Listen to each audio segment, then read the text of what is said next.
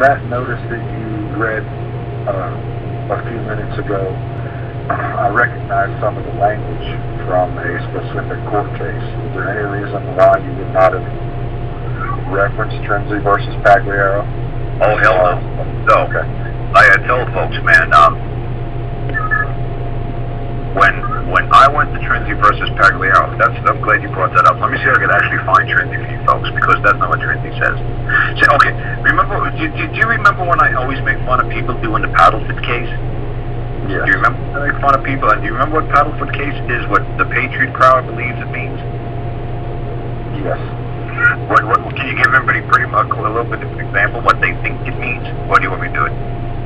No, you're going to have to do it in the first Okay. they describe. Okay, all people do with all anybody does with the Padelford case is they say, well, we're not signatories to the Constitution, so since we're not signatories, we can't be held liable to it, that we're not bound by it. That's what everybody thinks the Padelford case is. But I said the Padelford case was just a general, like a Mr. Drucker, local store in a little tiny town in like Savannah, Georgia. It's like 1802, and he was like putting stuff in the window front that the counter, the mayor of the city didn't like, and the city women didn't like.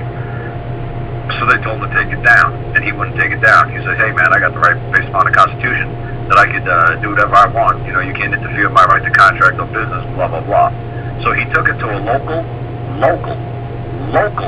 district court, and a local nonsense district court judge, not the United States Supreme Court, not a federal court, not a circuit court, not an appeals court, a local district court judge like you'd see on Andy Griffith made a ruling and said, no, you are not a signatory to the Constitution, you cannot use that as a defense, you're a corporation, you're incorporated into the city, you will abide by the regulations and codes and ordinances of this community like every other store.